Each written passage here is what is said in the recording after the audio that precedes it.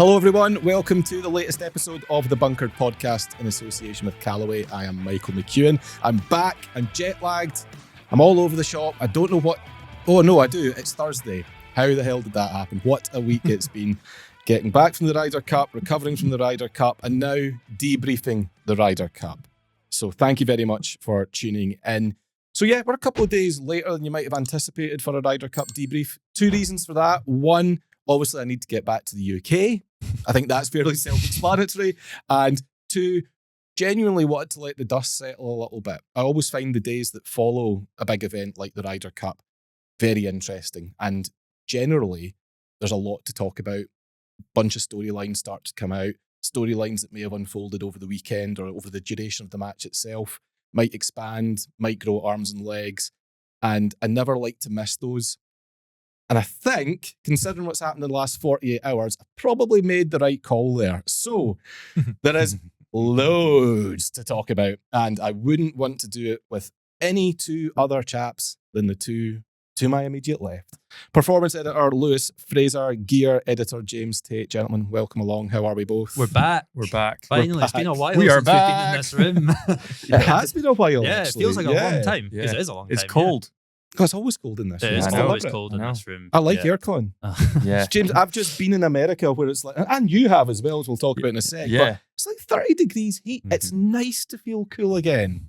Not 30 degrees heat outside, though, Michael. No, that's a good point. Yeah. So, James, I'll start with you. Obviously, Yeah. you were in the States at the same time as I was, but you were away west in Colorado for the World Long Drive Championship. Yes. Quarterfinals, you made it as far as the last Yeah. 8. Tied 5th in Tied the end. fifth. Again. How are you feeling about it all? First of all, I think it's important to say, and you might not agree with this, but I'm sure Lewis does, and producer Dex, and hopefully everyone listening and watching, massive congratulations. No, thank you. Of the entire world, all the people who hit a golf ball and who can hit it far, you're like top 8. When you think Yeah. about it in those terms, I know you wanted the belt. I know you're pissed off not to have the belt. But James, you should be nothing but massively proud of yourself. We're proud of you. Yeah. Because that's an unbelievable effort. No, I appreciate that. Yeah, no, I am. I think, all the way through the week, I hit the ball really well. As good as what I probably have done. As good as what I did in 2023 when I almost made it all the way is again. It was just one of those. I think you need a little bit of luck in these competitions as well, and you'll see that. I know we kind of spoke and you're kind of following it, but you need that going through like the kind of group stages and the points, because you can rock up with. I mean, on the tee box, there's 3 other guys when you're going through the group stages, and obviously, if you finish with the longest ball of that group, you get 200 points. If you're second longest, you get 100. If you're third, 50. If you're fourth, you get 25. If you don't hit the grid at all, you get 0 points. And yeah, there was a couple instances where I went up on multiple occasions, hit a ball that would have won any other set, but then for whatever reason, the guys on the tee box decided to hit their lifetime balls. And I think I went 425 and came 4th with 25 points. I was like, sound, well, that's going to be difficult now. And then the next one, I think I went 412 or 415 and got 200 points. So there was a lot of that going on. But I was hitting it well enough to advance. It got quite tight in the top 16, where I had a couple instances where I did get 25 points. Won one, came second in another, and then got 50, and then another 100. And it made me sit right on that bubble just because of how the groups went. And I was tied with Wes Patterson on 475 points in 8th spot. Now it came down to the last group where it was Scotty Pierman, Zach Holton. I can't remember the other lad's name. It's really bad. But Chad Hogan. No, that's so bad. I feel terrible. He's a really good guy as well. Memory blank. But he needed to win to advance. Colton Castle needed to finish second. And then I wouldn't have made it in. Colton Castle finished 3rd. And then we all ended up in Reed Russell was his name. God, sorry, Reed. And and Colton finished third. So we were then in a 3-way playoff. Now, if you don't know, Colton Casco is probably one of the fastest men on the planet right now with 230 mile per hour ball speed consistently.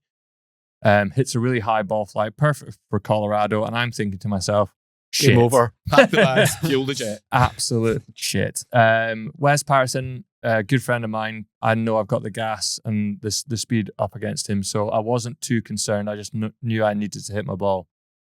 Ended up going 437, I think, on my second ball, which then put the pressure on Colton to hit a good one. And he ended up going OB. So, and I think Wes went 415 or something. So got through to the final 8 and then up against the winner. Well, that's the thing. Like, I was going to Mr. Zach Colton in the quarterfinals. You've taken a fair scalp in Colton Casto. I mean, like you say, one of the fastest men on the planet when it comes to, swing speed and ball speed and all other speeds. Yeah. You've taken him down, and then you've lost to the guy that's gone on to win it for the second year in a row, might I add. So there's no shame in that whatsoever. Which I know is no consolation. And there's a bit of rigging of the draw here. You're coming up against the guy who wins. There's something going on. I know. I want it to be the other way around, where the guy comes up against me, the guy who wins. But no, I was, like I said, there's a little bit of luck to it. I actually, at one point, if you've seen my social, there was a point where Zach went 458 and I hit 459, and I thought, I've gotten by a yard here, and then his next ball was 463. I was like, fuck. But I did hit my second ball, which took them about a minute and a half to come back with and tell me it was OB. So what had happened was I'd absolutely crunched this thing down the right side, which was the hottest side where you're getting a little bit of rollout. I ran out of grid on that angle and it rolled out at 480 by a yard. 480? Yeah. That's a par 5. Yeah.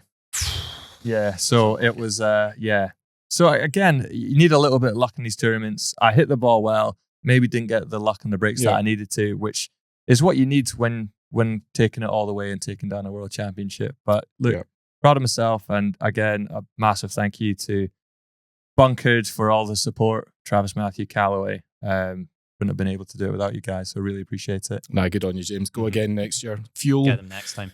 Fuel that fire, my man. Yeah, I'm hungry. 2026 has got your name written all over it. Oh, if it doesn't, 2027 does.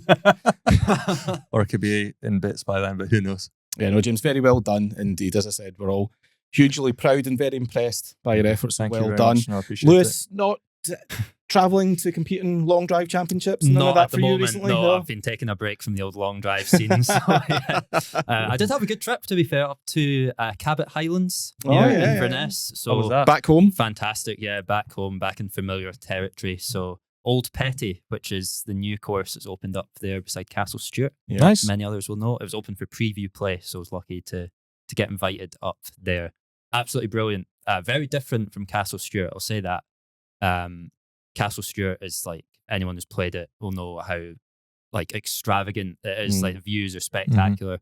Old Petty and other side of the water, closer to like Beloch, like people in Inverness will know where that is. And it's almost like, it's much more inland in places, but really thoughtfully designed. So it's a Tom Doak design. Right, okay. And the whole idea is that it's all points of the compass golf. So when you play Castle Stewart, you're either like straight downwind or straight into the wind. Presuming it's a westerly wind. Whereas Old Petty routes like really cleverly around the property. So you're either like wind over your shoulder or like into your angles. Really makes you think. I really, really enjoyed it. And my mum came around, walked around as well. So well done, Jackie. Go on, Jackie. Excellent. So unfortunately, the dogs didn't get a run out on Old Too Petty, bad. Maybe too next bad. time, eh? Yeah, I know. Yes. Speaking of dogs, and I think we're all dog lovers here, right? Yeah. I had nearly a very embarrassing moment at the Ryder Cup, which we're going to be talking about for the rest of the episodes, by the way, just a friendly heads You up. could say that. I was standing outside the media centre on, I think, the second day, and listen, you guys know me well enough. If I see a dog, I need to go over and pat it and find out its name and all that sort of stuff and try and steal it, basically. Yeah, pretty much. Take out the microchip, you're mine now. And I saw this one coming round the corner. It was like a sort of Alsatian-y German Shepherd looking thing, and I love those in particular. And I am walking towards it. I'm from here to you away, Lewis. Like Will Ferrell in Elf, you know, when he's like, look at you. That I am like that with this dog at this point. I'm just about to pet it and I realise that's a police canine. If I touch it's going to maul me to bits.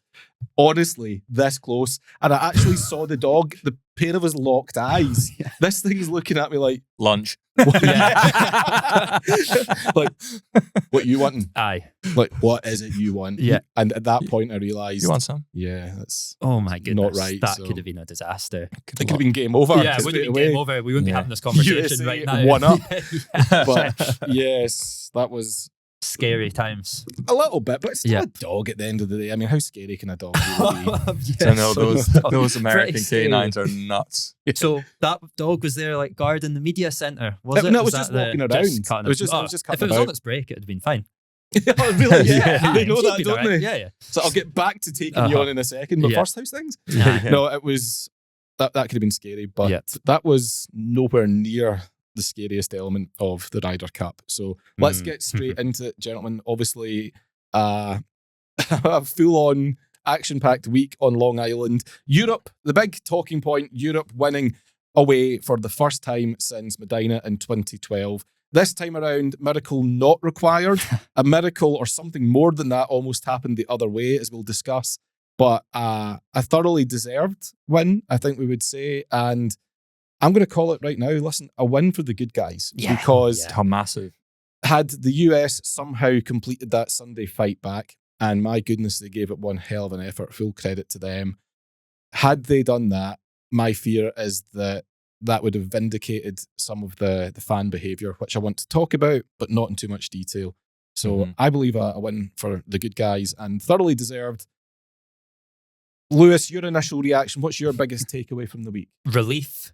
Absolute relief. I was delighted, but went into Sunday and was talking to Ben, who listeners will know from Commutes, who did a great job. Ben Commute Parsons. Ben Commute Parsons. And we were talking about the sensation from Ryder Cups, which is every Sunday there's like an hour where you think, oh, this could like flip here. Like if this match, and this match goes this way, then this is going to happen. And I text Ben and said, well, at least that's not happening this time because we're so far ahead. What an idiot. That's window lasted. What's known as tempting fate. Yeah, it was tempting fate. It's your fault. Sorry about that, everyone. So yeah, the biggest takeaway is delight, but also relief. Yeah. Like I was so nervous watching that. And there was a point where, I think the point was probably when Cam Young won the first singles match. And you look down the board and you think, I don't know where these points are going to come from here, which I'm sure we'll get into. But yeah, biggest takeaway is just relief. I'm still on a high from it, to be honest. Good. Like it didn't really on Sunday night, like the heart was pounding, like should have had a whoop on to show what the beats per ribs minute. like yours, you don't want that. It could have been another repeat from last time. But Jesus Christ. Back to A&E. Back to A&E. What happened? I was watching the Ryder Cup. James, what about you? What's your biggest takeaway from it? I mean, I didn't get to see much of it on Friday and Saturday, like the afternoon sessions, but I got caught up now, I think. Yeah. We won. But I think the amazing thing was like you watch the morning sessions and it was like, oh, this is amazing. And then when I was coming like off the tee box and seeing the scores and catching up with them, I'm like, we're flying. This is unbelievable. Saturday was the most stressful day of my life. Sorry, Sunday. God, I'm getting my days mixed up. Sunday was the most stressful day of my life. And I quite honestly thought I was, because I watched it with the five lads that I travel with, and we were just looking over to each other. And it's like, if we don't win this, I might kill myself. It was just unbelievable. And the fact that like in the corner when it came up and it's like America needs 6.5 points to win, I was just like, oh my God, please no. It was.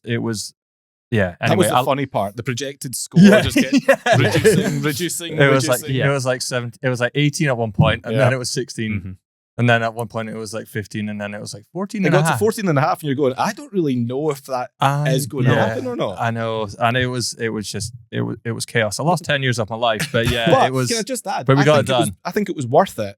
You know, obviously the outcome will determine that as well, but. Hindsight 2020, blah, blah, blah. Yeah. But I think it was worth it because it made Sunday much more of a spectacle. It was stressful. It wasn't particularly enjoyable to watch as someone who wanted Europe to win. But Mhm. the alternative was a total blowout. The alternative Yeah, was a it was. procession. We saw a procession at the Open this year when Scotty just went into Sunday with a Blitzed big it. lead Yeah, and just yeah. cantered away. Mhm. And it was flat. It was an Yeah. underwhelming final day at the Ryder Cup. Yeah. We didn't get that. We got drama, we got excitement, we got everything that you want from the match and more. So What was it like being there on the ground, witnessing it though? Because that's completely different than what we would have seen on the TV. I mean, it was loud, obviously. Yeah. When you're outside, the Americans were, as they arrived actually, when they arrived in the morning, as they're coming in, it was really subdued. Around about 9 o'clock, I went out to do a few bits and pieces. I did some Ryder Cup radio, and it was really, really quite, it was almost like people showing up. a bit meh. Yeah, like, well, Thinking we're going they to were get gonna beat. get battered. Yeah, it's like we're going to get beat, expecting, but yeah. I bought my ticket. I've spent $750 on it. I might as well just come and have a day. Yeah. And then it got gradually louder and louder. And I think, like you said, when Cam Young put up the first point, that was a big shift. Yeah. Like, they suddenly got this big, it's not even like momentum. They just got this huge burst of adrenaline, and the course got really loud really quickly. In the media centre, I've never known a media centre to be as quiet on the final day as that. Really? Because it was just tension all around. You had, I think, Europeans who were much like me going, oh no. Yeah.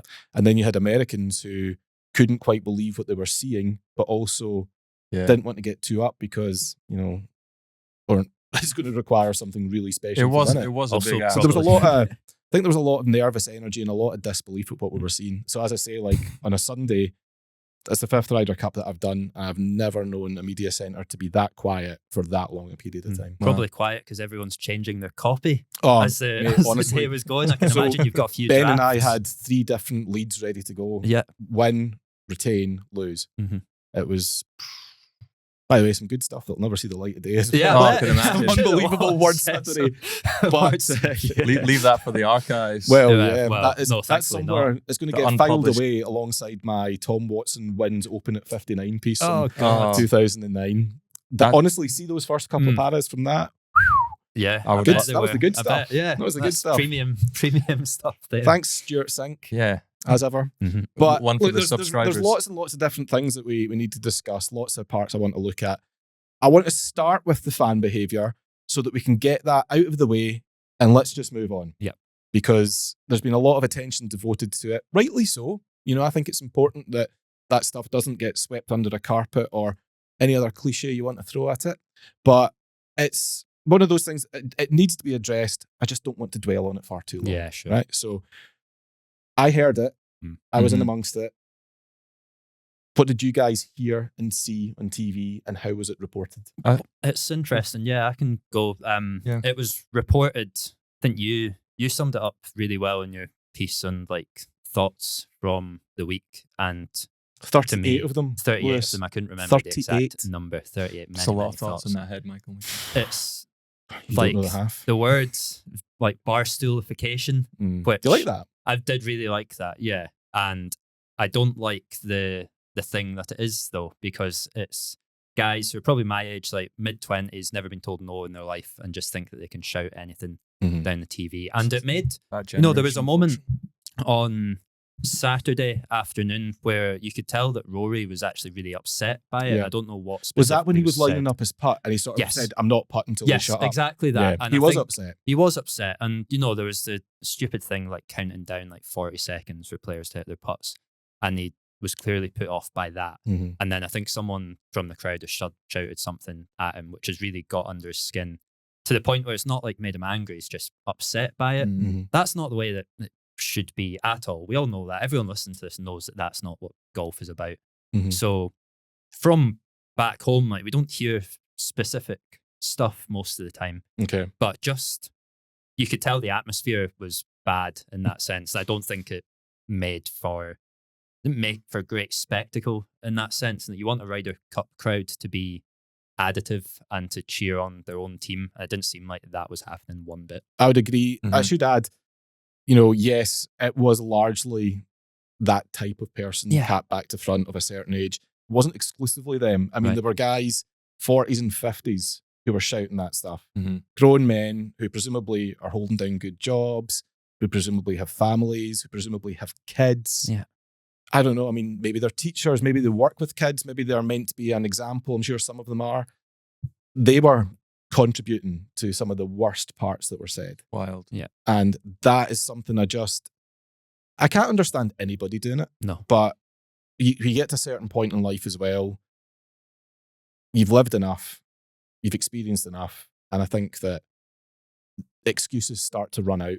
Oh, yeah. Yeah. There's You know no what I mean? excuses for it at all. Yeah. It's sickening. It's disgusting. I think when European fans compared to American fans, it's night and day. When you have chants like no hat and stuff like that in Rome, But that's not insulting. That's It's- just Exactly. I know That's just and taking the piss. and that's the point I'm making. And then to start,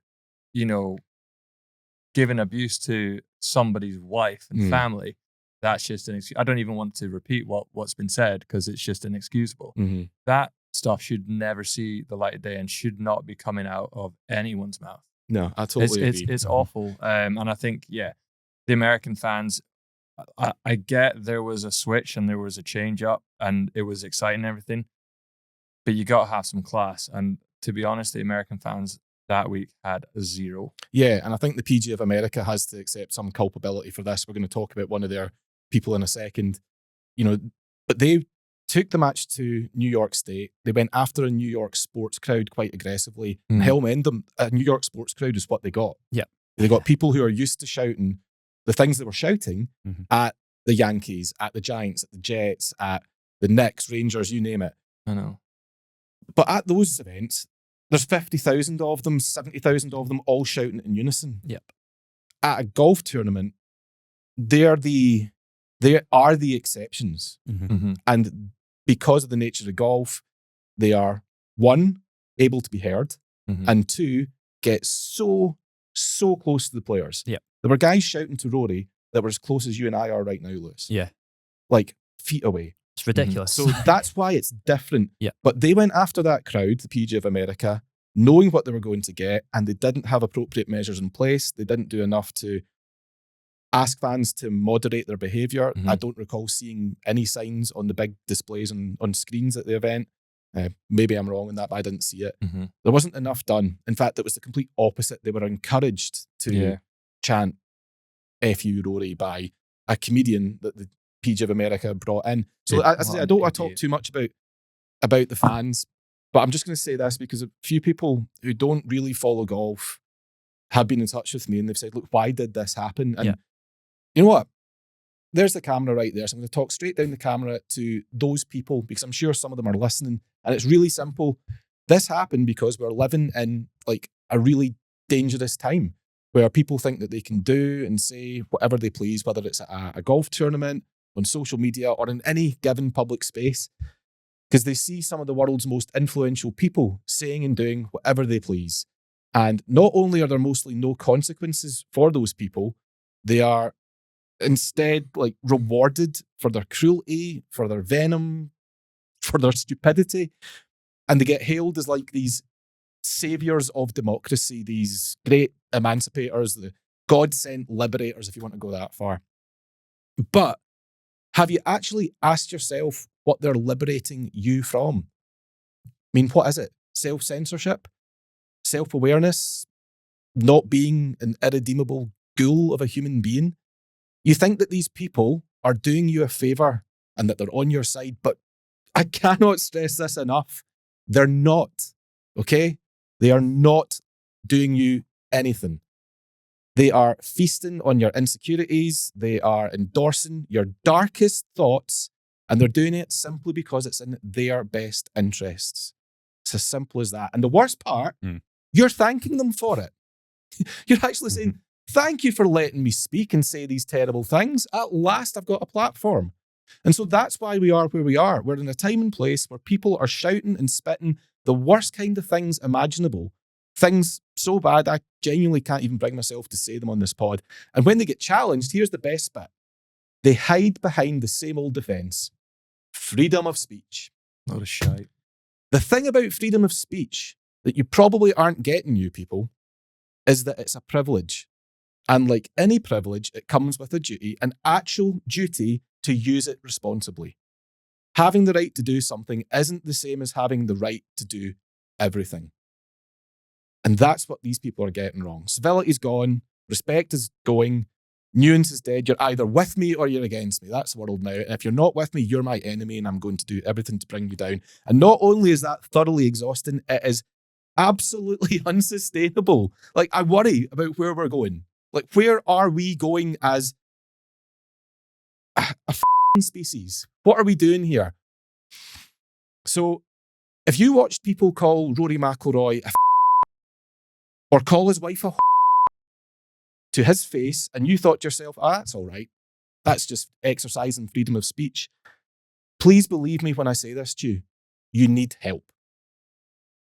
And if you're one of the people that was shouting those things at him and the rest of the team, I've got nothing for you.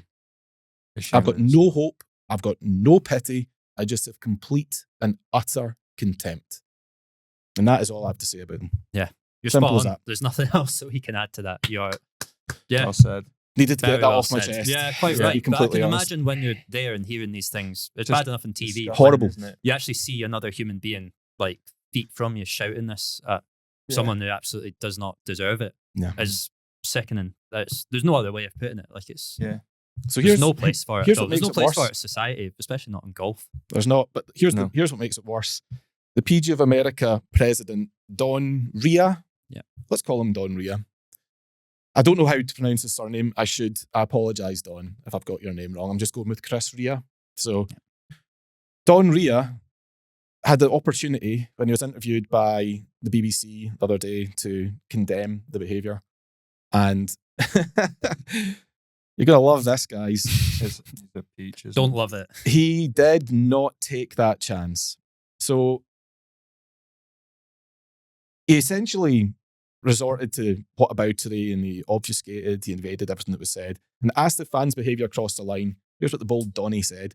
Well, you've got 50,000 people here that are really excited, and heck, you could go to a youth soccer game and get some people who say the wrong things. What? Mental. Hang on, Insane Don, are you thing to say. telling me that there are people going to youth soccer games calling the kids on the pitch? Are you seriously saying that? And then the mum's horse. Ah, Fucking Yeah. mental. he goes on. When there are American players who have to Delusional. control the crowds, that distracts them from playing. Yes, gentlemen, let's not forget the real victims here, Yeah. the American players. Aye. On the issue of the abuse given to Rory specifically, he goes, oh, I haven't heard some of that. I'm sure it's happened, but it happened when we were in Rome on the other side. Respectfully, Don, I was at both. You're quite right. The European fans weren't perfect. No. Not at all. There's more banter. But nothing like that. And you have to understand there is a very, very big distinction between unsporting and sick. And if you don't understand that distinction, you probably shouldn't be the president of the PGA of America. Do you know why? Because you represent 33,000 professionals across the country for whom that is the gateway to golf, the first face that they see for so many people, established and new golfers alike. You're in the wrong job, Don. You just shouldn't be there. I'm getting angry. Yeah, I'm you are. sorry. Yeah, It's- but it's it's just- understandable that you're I angry. fucking love Yeah. this, Michael McEwen. This is great. This is so good. But you're bang on though. Like, if someone's gonna turn around after all that abuse that the fans have been saying the whole week at those European players and say, oh, it happens all the time, like, and pretty much condoning that's okay because apparently we do the same, which is a load of shit. Like I mean, Yeah, You we know all what? know that's See, that's if he's European complete fans nonsense. were doing the same at Rome, Yeah. where are those videos? Exactly. Oh my Where God. are they on my social media feed? Yeah. They're not. Do you Didn't know why? happen. Do you know what's on my social media feed? It was fans doing stuff that they probably shouldn't do. Mhm. Like cheering when balls go in the water, cheering when they go in the bunker, waving their caps at Patrick Cantley. There was Yeah. I can't even relate the two to each other because they're just not the same. No. And for him to come out in the position that he's in and gaslight like that, you know what, Don, resign. He's lost. Just resign now lost his and mind. try. Better yet, PG of America, sack him. Get rid. Fire him now. You did that to Ted Bishop when he said that Ian Poulter was acting like a little girl over comments he made in his autobiography, 11 years ago. PG of America stepped in at that point and binned off Ted Bishop, one of Don's predecessors. What was it that the chief executive of the PGA said at the time? Pete Bavacqua. Oh, there you go. He said, the PG of America understands the enormous responsibility it has to lead this great game and to enrich lives in our society through golf. We must demand of ourselves that we make golf both welcoming and inclusive to all who want to experience it. And everyone at the PG of America must lead by example. Don is falling way short. Get him gone. Is that good? Yeah, feel better. No, I don't actually. No. I don't feel No, better. I know. We shouldn't make No. light of this. It's shit. It shouldn't Yeah. have happened. Agreed. The fact that some people think it's okay makes it even worse. The fact that people in positions of authority don't want to address it and think it's okay is just reprehensible. No, Let's talk about the golf. Yeah. Let's talk about about some the golf. golf, because we can talk about society and Yeah. everything else. And you're right, it is a society problem. Yeah. But it's a golf podcast, so let's talk about it. Let's do it. Let's Yeah. start with Team Europe, James. Yes. James, I think the first and obvious question is how did they do this? You know, winning away from home, as everyone has said, is incredibly hard to do. So what made the class of 2025 different to the class of 2016 and the class of 2021? Foursomes and four balls. It's pure and simple as that. I mean, the first morning session that I got to watch, when the boys came out, was it 4-3 in the first game they won? Mm-hmm. Then 5-3, and then 5-3, and you're just kind of thinking, oh, the boys are on one here. This is great. And then I think you can highlight some individuals in there with some of the key moments as well. I thought, Tommy Fleetwood was just ridiculous all week.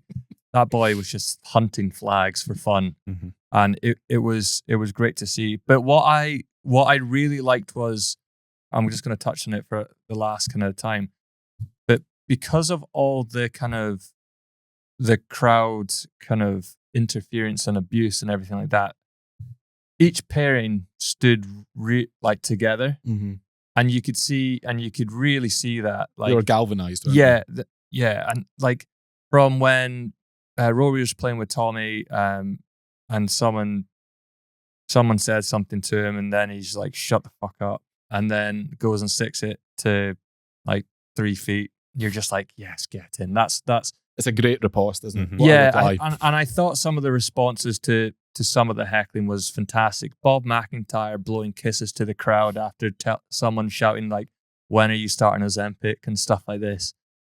But I'm willing to bet that guy could probably have done with his Ozempic as well. Oh, 100%. And then like chants like Bob Mac and Cheese, which to be fair is quite funny. It's I don't have a problem with that. Yeah. That's okay. Maybe that's what Don was hearing. Yeah, That's all right, isn't it? Like Bob Snackentire and stuff like that, McIntyre, which good, is yeah. it's playful. It's not aggressive, but obviously like Bob just like rose to the occasion and obviously threw a few kisses back and a few fist bumps to those American fans. And I think that was what was for me really good to see, was the camaraderie and the tight knitness of each pairing. Everyone had each other's backs, and they didn't kind of falter from what obviously Luke Donald's game plan was as well. And they just went out and executed that literally in day one. And I'm thinking, oh, this is fucking great. And then even in the afternoon in the four balls, it was very much the kind of same situation. A couple of obviously the American boys getting a point, but we were just so dominant. And I thought, this is just absolutely class. But yeah, the foursomes and four balls were clutch for us. I think dominant is the word. I mean, that first morning, we weren't winning 1 up, 2 up. It was 4-3, 5-3, 5-4. Yeah. The next morning there was a 3-2 in there, and sorry, in the afternoon there was a 3-2. But the following day, 3-2, 3-2, 1 up. I mean, there was a real dominance about the Europeans in the team format. Not, as I say, not just winning the points, winning them emphatically. So you're right, James. I completely agree that the big difference this time around was probably how we managed and dominated the team sessions. Lewis, anything else come to mind for you? Yeah, for me, the biggest takeaway is we can all relate to when we play our best golf, right? We're comfortable, like in the surroundings, like that everything away from the golf course has been kind of taken care of. Like, it seems a bit weird, but see if you're at work and everything's going great at work and like stuff away from the course is good. You go and play like your medal, you're probably going to play better because you're in like a better headspace. And it seemed like the Europeans just absolutely nailed that all week. like Luke Donald talking about small details about like the bed sheets in the hotels, or like the shampoo and stuff, or like blocking out light coming into the hotel rooms. Seems like small things and people will laugh at it. But when you know that your backroom team have kind of gone to all this detail to make sure that the only thing you need to worry about is playing your best golf, then it's going to inspire you to just go out and think, you know what, like all I need to do is worry about playing like this and playing as well as they did. And I think that's very different in the USA side, which we'll get to in the second half. You're right. It's the worst, or one of the worst expressions, I think, in the world is don't sweat the small stuff. Yeah. People say it all the time so glibly, oh, don't sweat the small stuff. No, actually, tell that to an astronaut. Yeah, exactly. If you don't sweat the small stuff in space, an astronaut that doesn't sweat the small stuff is a dead astronaut.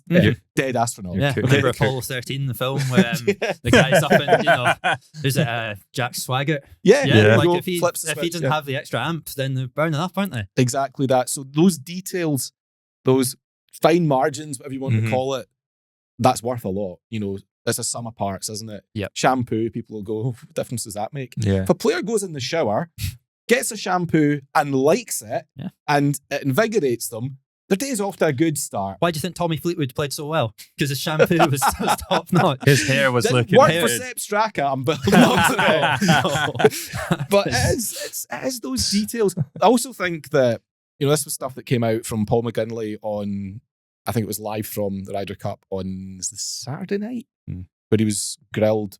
McGinley was obviously there in his capacity as advisor as well as, you know, TV pundit. And he revealed that, you know, Luke Donald and he and others identified very early on one of the reasons for lack of success on the road, rookies don't do so well in America. And you think back to the 2016 team, there was a hell of a lot of rookies then. You know, you think of, well, Fitzpatrick was a rookie on that occasion, Chris Wood, Andy Sullivan.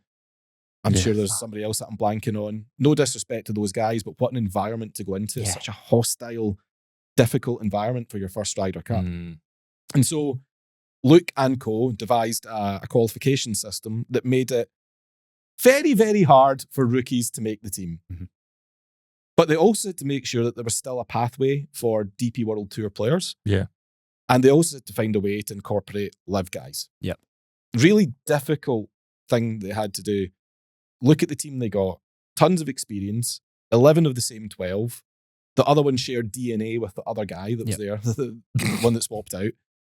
That guy, Rasmus Højgaard, is a product of the DP World Tour and the only rookie. So there's a path ticked straight, or a box ticked straight away. And he was in Rome as well. And he was in Rome, so he got to see it. So a rookie almost in name only. And then you had live guys, Hatton and John Ram, making it onto the team. So they did something that was very difficult to do, creating a system that gave them what they want, and it worked. Really, really clever. And really again, attention to that detail. So there are lots of things I think that we did, you know, to put us in a position to win it, but then you still have to go out and actually execute. And that's where I think the 12 guys in the team, to a man, I know that Rasmus didn't contribute anything in terms of points, but to a man, I think they all deserve enormous credit, do they not? Absolutely. 100%. It's such a difficult thing to do. That's what we always hear, that the last time that we won in the way Ryder Cup, like you say, it took a miracle, didn't it? So to go there and be absolutely miles ahead after 2 days is so impressive. Just, I was shocked watching it the whole time, because we've sat here and thought and spoke about how difficult it's going to be for these players, rookies or not, to go over there and get this result against the USA team that on paper looked incredibly good. And from the start, we were just dominating them. Like you said, the scorelines were not even close in most of the matches. So nuts. I'm still in a bit of shock, like looking back at it. Because obviously the scoreline now, like 15-13, you think, oh, that was close. But it was not close at all. It took a ridiculous Sunday where everything was going right for the Americans to make it close. I can't get my head around it, to be honest. I was so confident that on the Saturday at the World Lawn Dart Championships, I took a European golf towel that said Europe on it and just walked across the stage with it and got booed by about 150 Americans. I think we're probably asking for that. I know, but I absolutely loved it. But that's just how confident like I was, even just watching it. Like the first day and then that second morning, I was like, these boys are just flying right now. It's so impressive. But one thing I did like was after the BMW, everyone was on a plane straight there. Yeah. Like early doors. And I'm just like, what? Like these boys just want it like so much more. You didn't really see the Americans like rock up like maybe a day or two kind of after. Yeah. And you just saw like, right, the Europeans are getting bedded in and gonna really just kind of like plan their way around it. And gelling. Yeah. You know, they had that pre-existing relationship anyway from 2 years ago, but you need to gel all over again. And I think was it Graham McDowell, who was great, by the way, on social media. His commentary on Twitter was fantastic. And especially when you read it in his accent, it was even better. But I think it was he that sort of questioned the sensibility of going out a full week early and spending essentially 2 weeks over there. I think it was something like 10 days before the first competitive shots were hit, or maybe slightly more than that. And, you know, he questioned it. And I'll be honest, I had kind of the same thought, like, oof, that's a long time. You know, I don't think they all stayed in the area though. They moved around. Yeah. But what I can't remember where I've read this or heard, but they all stayed in the same time zone. Yeah. So, which I think is really clever. And it should be an obvious thing, but remember in Rome, like the Americans were saying they were still tired from the journey over and were jet lagged. Aww. So you've got a cheek to talk about jet lag, Tate. You said you were jet lagged earlier. I am. Yeah, I'm not. But tomorrow. Exactly, that's the point, isn't it? But you wouldn't come over 2 days before the Ryder Cup, would you? And be thinking.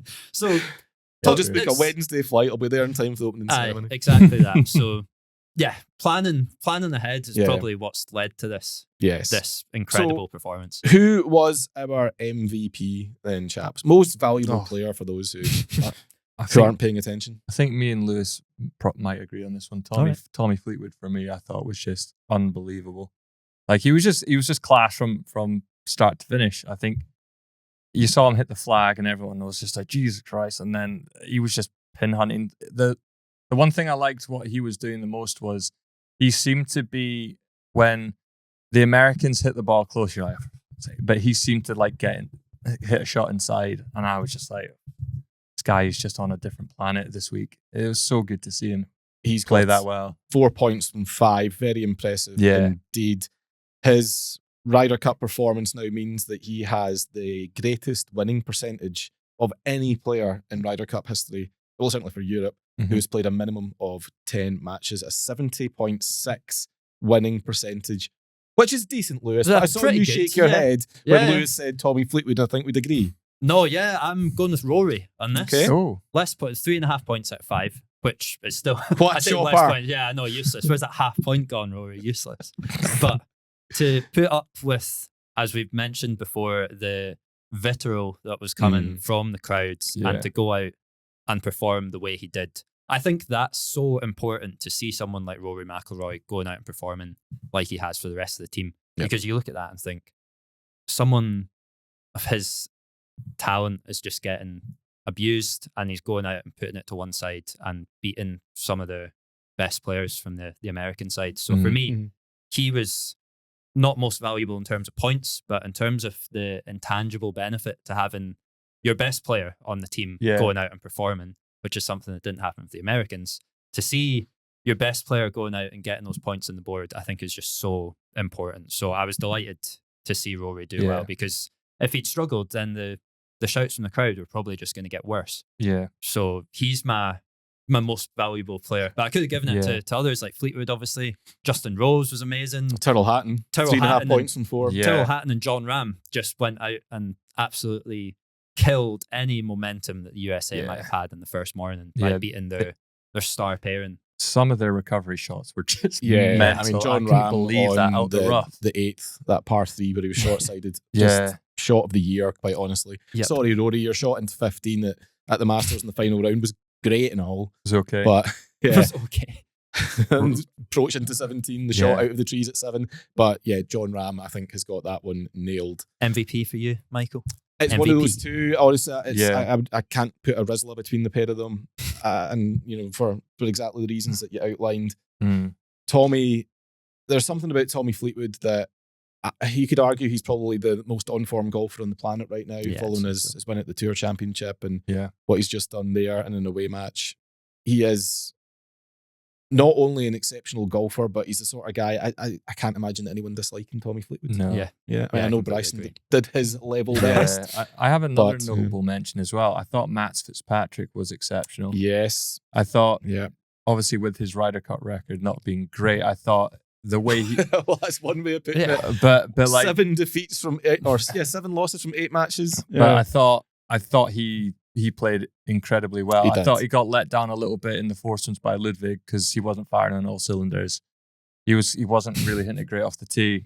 And then James. I was. You could argue you shouldn't be letting slip a 5-up lead No, after 7 holes. I think I really do think when you could see the momentum kind of shifting with Cam Young in front, I think the fans really kind of went after him and got under his skin. I think, but still got a half point out of it. A crucial half point at a time that it was kind of going against Europe. So I would agree. I mean, listen, coming into the week, he spoke, I think it was on the Thursday, about how frustrated he was with his own personal record in the match. And, as I say, only 1 point from his previous 8 appearances. And it bugged him. You'd see he was aggravated by it. 2.5 points out of 4. Is this the turning point for him? Are we going to get 30 years from now the European team watching inspirational Fitzpatrick videos on the eve of the match? People talking about Yorkshire hands. Yorkshire hands. Quite possibly, because he's good for puddings. You're right. Got into this as someone who we sat here and said that Ryder Cup record is a worry for him. Mm-hmm. Yeah. But you went out. How must he have felt the first day when he's drawn against Scheffler and Henley? Ben and I wrote that off as a point to the States. Yeah, I think most people would have. Just because of the quality of opposition. And Fitzpatrick's probably thinking... And his record. Yeah, exactly. That as well. And an untried pairing, correct me if I'm wrong, with him and Aubert. I don't think they'd played together in Rome. So no, for that, everything pointed against Fitzpatrick in that match. And he's come out and played unbelievably well that morning. So, you're spot on, James, to single him out. We could go through most of the team, and we have at this point. Yeah. I just thought it was worth a notable mention because of his previous record wasn't great, but just some of the shots he was playing, his iron play was just unbelievably good. Yeah, really impressive. So I think we'd agree he was probably the biggest surprise on the team. Yeah. In terms of personnel. Yeah, I think so. No one else massively surprised me individually. What did surprise me was just how well we putted as a team. Oh, ridiculous. You can get caught up in stats and everything, for match play, it's maybe not the best barometer, but you look at Data Golf's really good tool about strokes gained through the week. Mm-hmm. And from tee to green, the Americans were miles better. There's no getting around that. And that's to be expected because we've got brilliant ball strikers in the team. But on the greens, we gained 8 shots from them throughout the week, which is a huge margin. Over 3 days play, that's ridiculous. Yep. You look at that 5 of the 6 best putters throughout the week were European. So clearly something's gone right there. And I think it comes back to being comfortable with everything. That's going to help you the most when you step onto the greens and you look at a putt and you think, I'm going to hold this. Yeah. Probably a large part of that coming down to Justin Rose. He just hold absolutely everything. Oh, God. 45 years old. He's in arguably the form of his career. I'm going to say it right now. I think Justin Rose is arguably the most underrated golfer on the planet. Yeah. And people say, well, we do rate him. Yes, probably not well enough. No. World number 1, major champion, a US Open champion at that. Yep. Yeah. I think the first Englishman to win the US Open in, 40 odd years. Mm-hmm. Won on both sides of the Atlantic, PGA Tour, DP World Tour, Ryder Cup legend, Olympic gold medalist. He almost won the Masters. Almost won the Masters. People forget that. He's aging in reverse. He's a Benjamin Button of golf. And I'll say it right now, he should not be the captain at Adair Manor 2 years from now. I know that he's maybe the bookmaker's favourite or certainly one of the top 2 or 3 contenders. Keep playing this way. If we give him the captaincy, we potentially will make the same mistake and give ourselves the same problem that the USA have had with Keegan Bradley. Spot on. Yeah. And the conversation will be, is he going to pick himself? Will he be a playing captain? Look how well that worked out for the Americans. Yeah. So I'm going to say it now. I love Justin Rose. He will be a captain at some point, maybe 2029, maybe 2031. He might do it multiple times. He might end up being the greatest captain we've ever had. But right now, No. No, No. too soon. Keep playing. And by the way, that's the biggest compliment I can give you, Justin. Yeah. It's too soon. Way too soon. So on that point, let's talk about the man who was in the saddle, Luke Donald, captain twice, won twice, home and away, has yet to be involved in a Ryder Cup team that has lost, a 100% winning record as captain, vice captain, player. Is he, gents, the greatest Ryder Cup captain, Europe or America, that there has ever been? Yeah, I think he probably is. Keegan Bradley said that he's the greatest European Ryder Cup captain. I can't think of anyone who's surpassing him, to be honest. Like, to go out to New York and guide a team to victory like that, like he did, is so hard to see past, especially in the modern era. Like, we know how big an advantage, home advantage should be, and it wasn't in this occasion, which we'll get into. Yeah, I think he is. Like, his record as a player is unbelievable as well. That's probably why he's done so well as a captain, because you look at Keegan Bradley, his record playing Ryder Cups is not good. Luke Donald's won, 4 of them as a player, and now won 2 as a captain. It But probably the thing that comes surprises from me, that. though, Lewis, is that really impressive. he doesn't have any frame of reference on a personal level for when it goes wrong. Yeah. So how does he plan for when it goes? I know he's got people around him who've got plenty of experience of it going wrong, but I think it does help when you've got personal experience of it, so you can then say, this happened, I experienced it, I know what that's like, here's the plan. Yeah. Here's how we avoid it happening again. He's none of that and still seems to be able to mitigate and manage it. Maybe, if you know how to win, just keep doing it. Exactly. I was about to say that. That's maybe the best thing. Yeah. Just, sign him up again. Go for the 3-peat. So that's the question, James. Would you have him staying on for Adair Manor? Yeah, why not? Like, he's won in Rome. He's won in America. Keep him going until he gets a loss. So, to play devil's advocate, because I agree, I do think he should be the captain again if he wants it. And that's the part that we can't leave out. He may be done. It's a big commitment that you have to make, and it's at the expense of your own game. So ultimately, Luke Donald became a golfer because he wants to win golf tournaments and because he wants to be competitive and he wants to hit shots. Yeah. He's had to sacrifice a lot. Yeah. So maybe he is done with it. However, there is another thing that we should consider, which is if he goes for 3 in a row and then decides after the Adair to step away, that means unless we go and pick someone who's already done the job, we have a brand new captain for an away match. It's the same principle as being a rookie away. Yep. Should they not captain at home first and then away? Yeah, I think leave it at 2 for Luke Donald, personally. I'd love to see it, but that's my worry as well, is you don't want someone going to an away Ryder Cup and it being the first time. Unless, like you say, you take someone, I don't know who that could be, like McGinley or Bjorn to go out there. Who also never captained away. But this is the thing, like, do they want to do that? Probably not. They've had their time. My suspicion is that we've seen the last of Luke Donald as a Ryder Cup So who would you pick then? I'd take Francesco Molinari. Oh, okay. I think his brother is probably an integral part of the team. I think they'd be a brilliant combination. As long as Eduardo Molinari is still in the team, then I think we've got a really good chance. But yeah, I think Molinari seems like the kind of next step towards. He's got brilliant experience from the Ryder Cup. He was there in an away win, 2012. True. Seems like a really level-headed guy.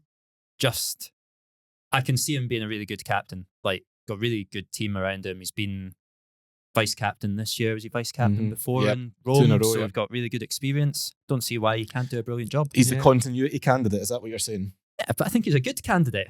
You say that as a... No, I don't mean anything by it. Yeah. Like, he's probably the one that is most similar to Luke Donald in terms of demeanour and personality. And realistically, if Luke Donald doesn't want to do it again, and I'd be surprised if he did, because then it means that someone's going to have to go away for the first time. Yeah. Then Francesco seems like the obvious candidate to me, because, like you say, Justin Rose, I think, should be aiming to play in the next one. You can play in as many as he wants, Justin Rose. Is Francesco a wee bit young? 42 years old? No, I don't think so.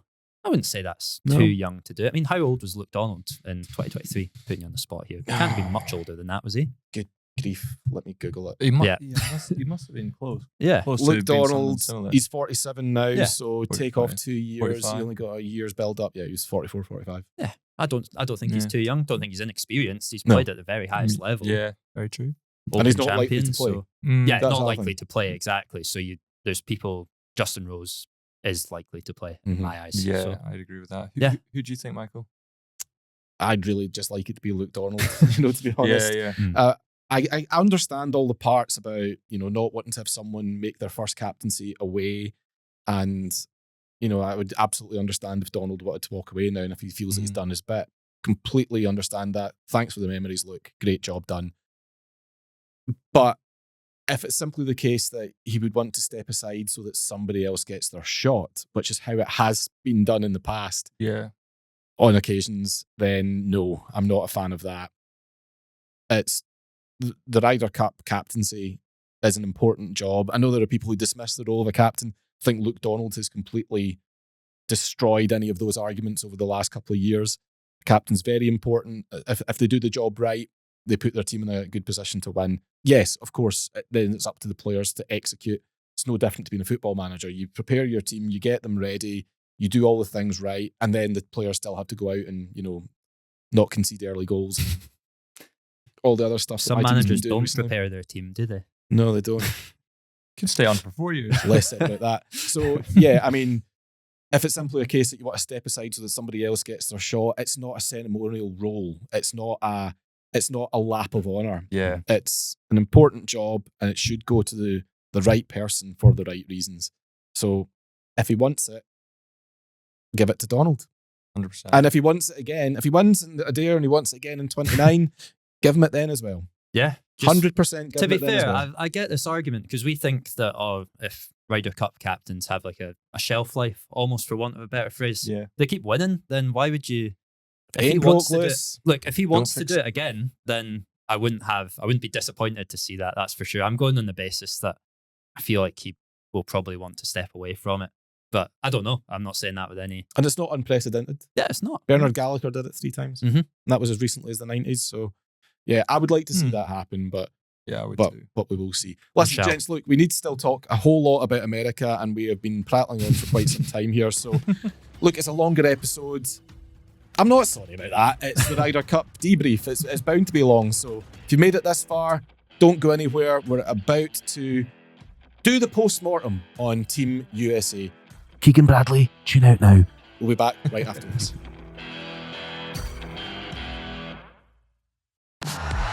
The Bunkered Podcast, brought to you by the new Elite Driver from Callaway. With the Golf Amore card, you only pay half the green fee on over 1,400 courses in Europe. For instance, you have almost 300 courses to choose from in South Europe and almost 250 courses in Great Britain. Join over 100,000 golfers across Europe. Get a Golf Amore card and play more golf. If you go to golfamore.com/bunkered, you can enter a raffle to win a Golf Amore card. If you prefer to buy a Golf Amore card right away, you'll find a special bunkered discount code on the same page. Visit golfamore.com/bunkered today. Golf Amore. More golf for the money. Welcome back. Part 2 of this week's Bunkered podcast in association with Callaway. Shout out Callaway. Hello, you guys. You're the best. Andy Murray would agree. He's currently using your equipment to devastating effect at the Dunhill Links. Thank you very much. Yes. That was good. Thanks, James. Thanks very much. Yeah. Sorry, stop there. see if this whole long drive, gear editor stuff doesn't work out. There's an Andy Murray impersonation. Andy, if you get injured at the Dunhill, sub me in. Yeah. I mean, you've been mistaken for him in the past. People have confused you for Andy. And understandably so. Someone on a plane once, actually, one of the air hostesses asked me if I was Andy's brother. What, Jamie? She thought I was Jamie Murray. I was like, never had that one before. You don't look like Jamie or maybe at all. another brother like Yeah, the one that's not talked about. Jim Murray. Yeah. Well, right, listen, we've got a new issue to talk about. It is just hit newsstands. It is our, what issue is it? 226? Yes. And on the front cover, ladies and gentlemen, give it up for Steph Curry. Not Stephen, Stephen. No. Stephen. Basketball superstar, Golden State Warriors legend, NBA icon. Mr. Curry is in our latest edition. He is on the cover. Ben Parsons, our senior writer, spoke to him exclusively. Great chat. Steph's doing unbelievable work right now with his underrated golf tour, getting opportunities for underprivileged kids from different ethnic minority backgrounds, bringing them into the game. He is growing the game. Don Ria, less so. Steph Curry, good. Don Riabad. Simple. Steph Curry So for PGA read commissioner. all about bring him in, make him the president. PG of America or just America. Steph Curry's the man. So Stranger things have happened, haven't they? tell me about it. Yeah. Great interview with Steph in the latest edition, so go check that out. Also in there, the 50 best par 3s in the UK. That wasn't an easy list to No, it compile, wasn't. and it's definitely going to upset a lot of people. Good. That's the point of these lists. They're subjective. Go and have a look, see if your favourite made the top 50, see if your favourite won it. What else have we got in this issue, chaps? The winter guide. The winter guide. Hang With on. this, yeah, go on. For our YouTube followers, I've got it right here. There is the latest edition. Good, isn't it? Yeah. 6 Yeah. keys to play better golf from Justin Rose. Well timed. I would suggest you check that out, given recent events. And Yeah. there it is, our winter guide. Who's this guy? James Tate on the front cover Who's of that, alongside Alison McKechnie, the head of golf at Golfit in Glasgow. Brilliant facility. This is brought to you in association with Ping. So if you're wanting to make this winter the winter that you actually become a better golfer, and ladies and gentlemen, let me tell you, club championship winning games are built in the winter. So if you want to use this off-season, these colder, darker Dreich months to level up your game, I'd start by reading this. So yeah, go and get our latest edition. It is on sale right now. Better yet, subscribe. bunker.co.uk/sub offer. And yes, international subscriptions are available. And there's one on the way to the residence of Mr. D. Ria right now. James, last night you were out and about in St. Andrews. Just roaming the streets. Roaming, yeah. Doesn't sound creepy at all. roaming the You streets. went to a brand new bar. Now listen, St. Andrews is some of the Yes. best pubs in the world. A great collection of them, from the Dunvegan to the Jigger Inn to the Cross Keys to the Criterion. I could go on and on, but there is a brand new That's one. good. Tell us all about it.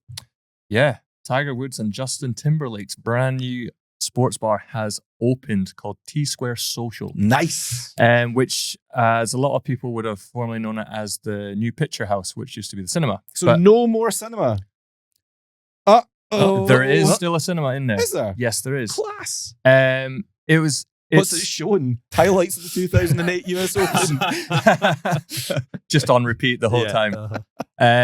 It's amazing. You come in, the original build, like, they haven't really done too much to the original foundation of the building. They've just kind of put it in sections. The only thing that has changed is, if you're obviously new to the building, you come in, nice reception, you've got T-Square merch. Look at that cap there, ladies and gentlemen. Lovely cap. I like that. There we go. Very nice. Quite a cool logo, actually. Mhm. So you've got merch all the way on the left-hand side, kind of a welcoming desk on the right. And then as you come through, you kind of come into more of like almost like a kind of circular kind of hallway. And then you go all the way down. That's where the main room is. But off it, before you go there, to the left is a little cinema where they are going to be playing movies there at some point. Whether it's going to be the latest blockbusters or Happy Gilmore or Happy Gilmore 2. It's going to be Trolls. It's going to be Alpha Dog and everything else that Justin Timberlake's ever been in. Yeah, probably Just Friends or something like that. Good film. It's a great film. And then, but you've also still got the original seating from the upstairs on the kind of the second story seating, which used to be down to the cinema screen as well. Right, okay. So you still got that there, which is quite cool because when you look down, you still have the main kind of cinema stage auditorium kind of visual too. But they've got split screens at the minute. But obviously when it's big sporting events like the Six Nations or something like that, they'll have that fully up there as or well. the Masters. Or the Masters. Come on. Obviously it's over. But, Tiger does not care about the Six Nations. it's all right. Can you imagine him sitting at home in Jupiter Island? Oh, God. What game is it today? Italy v England. Brilliant. Yeah. He's holding on the rock. Yeah, why is he chasing an egg?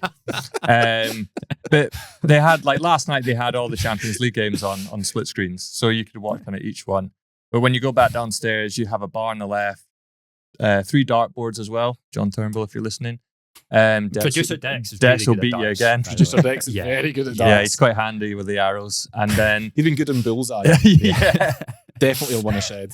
But it's really impressive. You go kind of back down the hallway, and it just opens out into obviously the big kind of auditorium, and then you have 4 simulator bays as well. Nice. All equipped with the full swing simulators. So it's good, basically, is the point. Yeah, but How big is this place? It's huge. Right. It's very big. And it's open now to the public. You can go in, you can get some food, get some drinks. Drinks were reasonably priced from the menu you showed. Yeah, if you haven't seen the menu, make sure you go onto Bunker Twitter and check that out. And if you want to know what it's like inside, also go to our Instagram and TikTok as well. Good plug-in. There you go. Getting good at this. Thank you. But yeah, it was great. The food was great. Drinks were great. I took my better half there, and she had a great time as well. So yeah, quite a nice, cool, brand new kind of spot to hang out at. Fantastic. Last time I was in that venue, I cried. What were you watching? Lion King? I wish it was. No, I watched the Sevi movie. Oh, right. Oh God, that's maybe 3 years ago now. And it was the premiere of the Sevi movie, or the Sevi documentary movie. Mm-hmm. Yeah, that'll get you right in the feels. Yeah. Did you notice, I don't know if you guys saw this, Ryder Cup last week, we're talking about details, and we'll draw a line under Europe after this because we need to get into USA. It was Jose Maria Olazabal revealed that on the inside of the players' polo shirts, you wouldn't have seen this, but on the inside of their polo shirts, they'd embroidered Sevi's logo, and it was placed right over the players' hearts. Yeah. Just what a touch. What a touch. I mean, that gives you chills, doesn't it? What can you say about that? Yeah. It does a bit give you chills, that's Keegan Bradley probably never thought of doing something like that for his guys. So let's talk about them. Who would they put there? Don. Billy Casper, probably. I mean, he's probably got the best record. But yeah, let's talk Team USA. And let's start with Keegan Bradley. Or rather, let's start with a positive. As we said at the top, what an incredible fight back on Sunday. They really made it quite tense, quite tight. I don't think the scoreline overly flattered them, and they made it a contest. I think the players showed incredible resolve, resilience, and pride, to be honest, to not go down by a thumping score, by what looked like at one time it could have been a record defeat. So fair play to them for that. Nonetheless, it's a first defeat on home soil for them in 13 years. How much of that, Lewis, has to fall at the feet of El Capitan at Keegan Bradley? How much is he to blame? Not all of that is to blame for him. We spoke about like the analogy of a football manager. You can do all you want, but when your best players don't play as well as they can, then you're somewhat let down by that. He's putting Scotty Scheffler out there, the best golfer on the planet, and he's got 1 point, and it's taken him till Sunday to get a point. Against an exhausted Rory McIlroy. Yeah, precisely that. And he only just won that point as well. He could have easily gone 5-0. Or 0-5, I should say. Yeah. But having said that, Keegan takes some responsibility for this. I think it goes back to talking about Justin Rose, and if he was to be made captain in the next few months, we'd have a similar situation where Keegan's had one eye on potentially playing in this Ryder Cup, and he's had the other eye on captaining it, whereas Luke Donald has known for however long that he's going to be the captain. Full focus on it. And that's where the small details come from about going out to the course like 2 weeks in advance and staying in that time zone. And I guarantee that Luke would have looked at pairings from Rome and thought, which one of these is going to work, which one of these isn't. I just don't think Keegan's done that. Certainly not to the same extent, because there's been the whole build-up about whether he's going to play in it or not. And that only got resolved, a month before the match?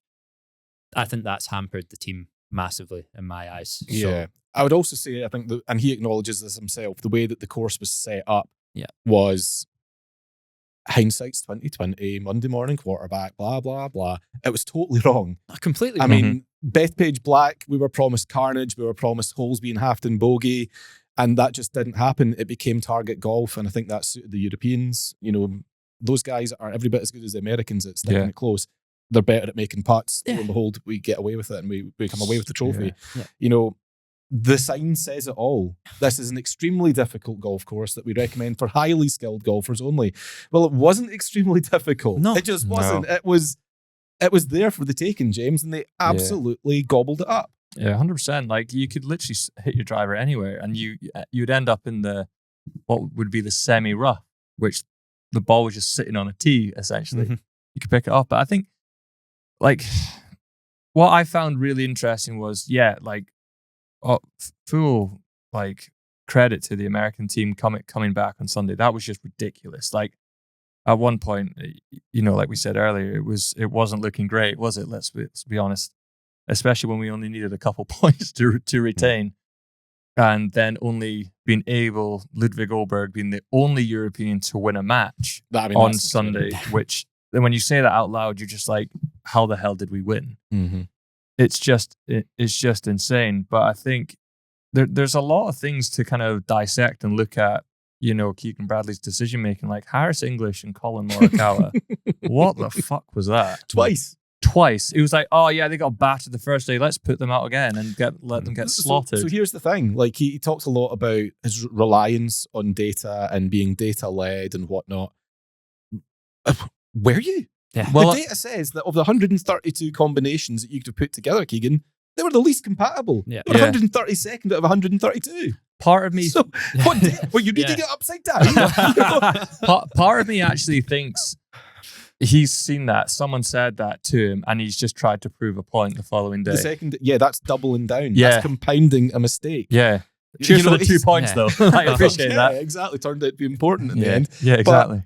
But, he spoke about putting them back out again, saying, well, there was 2 things. We've got a plan and we're sticking to it. Yeah. Now, on one hand, I quite admire that because he doesn't want to panic. He doesn't want to be too reactive. Darren Clark in 16, after we got whitewashed in the opening session, panicked, ripped up his plan, deviated, and it just got worse. Yep. Yeah. So I quite admire I'm sticking to my plan. Yeah. But there has to be enough space within that to go, I'm sticking to it with this tiny little thing here that I'm changing. Yeah. The thing because is, it's an important thing. Yeah. I get sticking to the plan is all well and good. And if the Europeans had got hosed in the first session, I don't think that Luke Donald would go and change the plan. But I understand what Luke Donald's done with all the pairings. You look at them, like Ram and Hatton makes sense. Teammates. Yep. And games complement each other really well. Unbeaten. McIlroy and Fleetwood, really good pair in there. But when Keegan was asked about why he's put English and Morikawa together, like you say, you just said, well, we've got a plan. But looking at the pairing, I don't understand like how their games things that was wrong in the first place. So the plan was wrong at the outset. You need to be able to fix a broken plan. Yeah. You don't stick to a plan that isn't working. Yeah. That's my point. I know. I don't understand where the logic for this pairing's come from when that was and spread then, out. I thought, and then what he is said this? was, well, the guys wanted to go out and prove a point. Like, great, I'm sure they do. It doesn't mean you have to let them. That's weak management. Exactly. And then If you've got a striker that hasn't scored in 10 games and has missed penalties galore, and it's game 11, and he says, oh, you know what, Gaffer, I really want to go out and prove a point. You don't go, all right.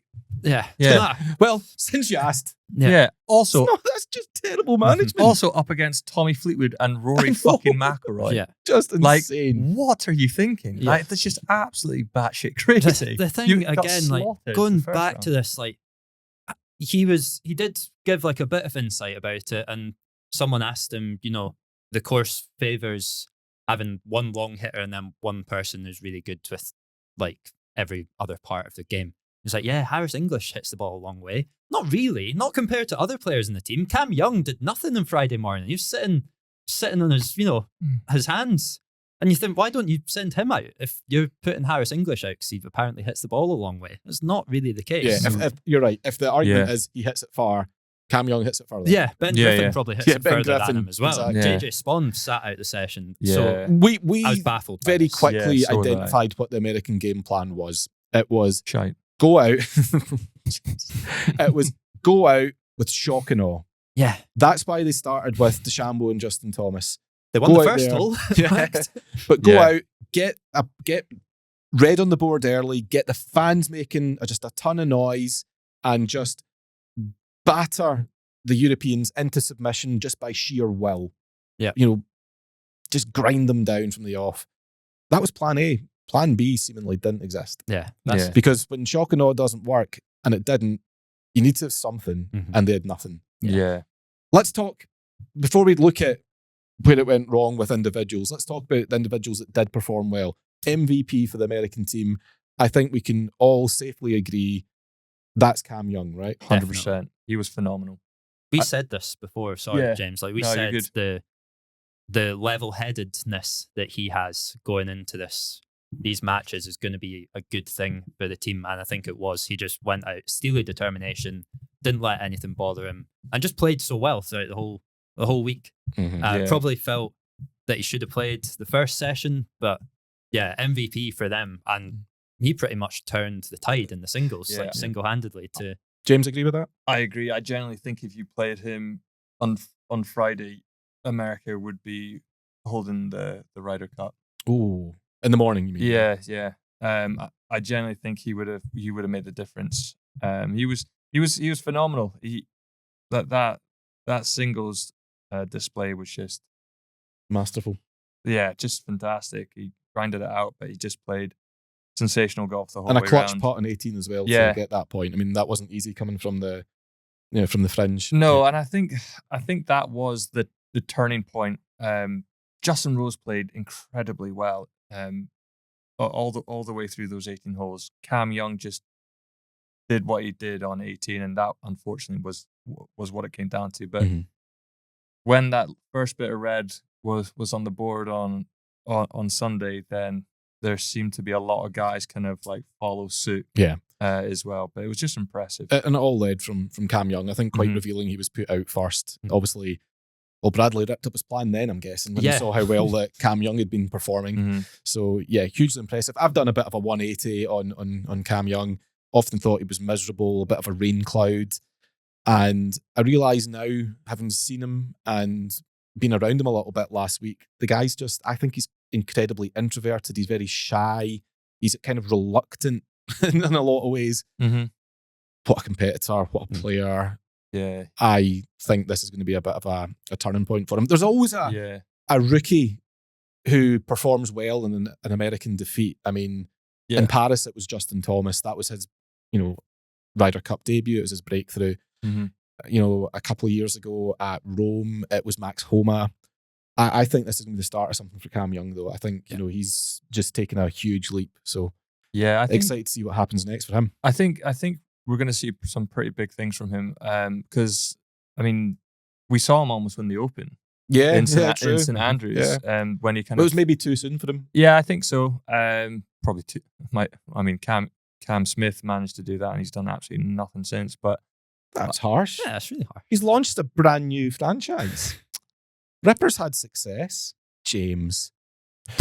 Let's talk about the guys who didn't do so well. Cam Smith's listening to this. Just back from Ryder Cup. Before we go down that rabbit hole, let's talk about Scotty Scheffler, please. 5 matches played, world number 1, came into it. Expectations were high. I think a lot of American hopes were pinned on him.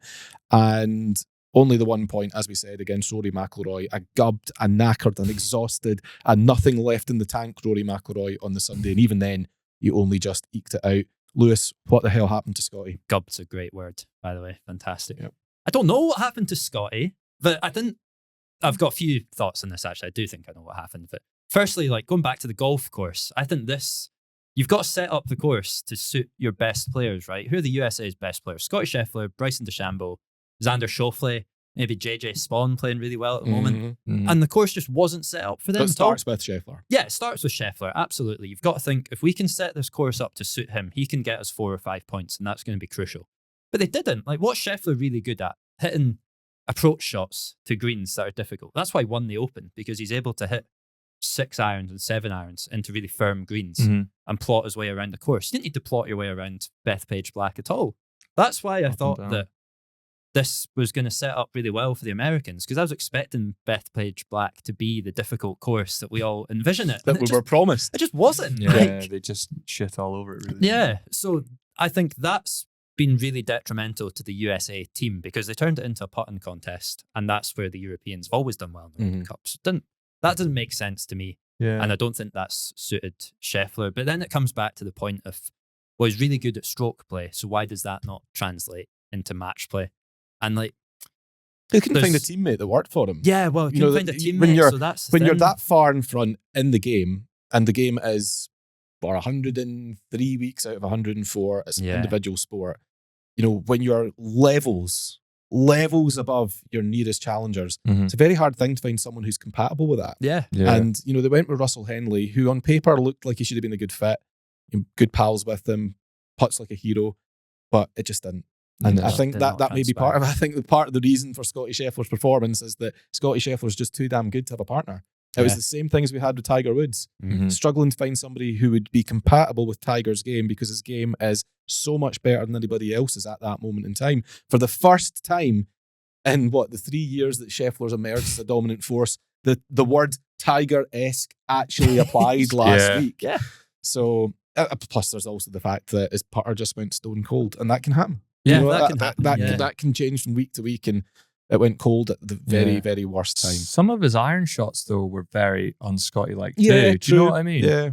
Everything just seemed like it just wasn't I think he was tired. clicking. Tired after a long season. I don't know. I mean, pretty shit excuse considering he's always in the top 5, top 10, like of every tournament.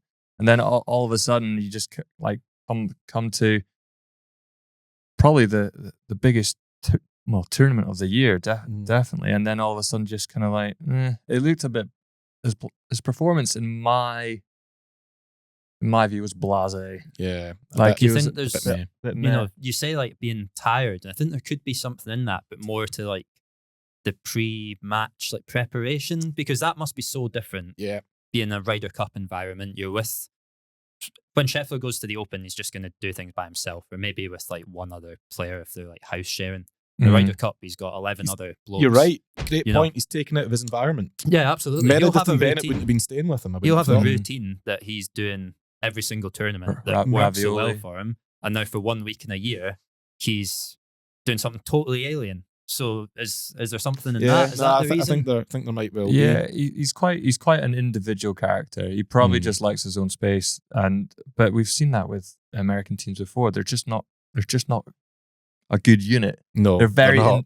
very individual characters. But Well, no one exemplifies that more than another big name that underperformed, and that is Mr. Bryson segue, DeChambeau. James. Thank you. Well Did you done, like yeah, that? that's Yeah, nice, yeah. yeah. There we go. I mean, Bryson was the man upon whom a lot of hope seemed to be pinned, and he was his trademark box office self, you know, the dramatic pulling of the driver from the bag and showing it off to the crowd. He played to the galleries.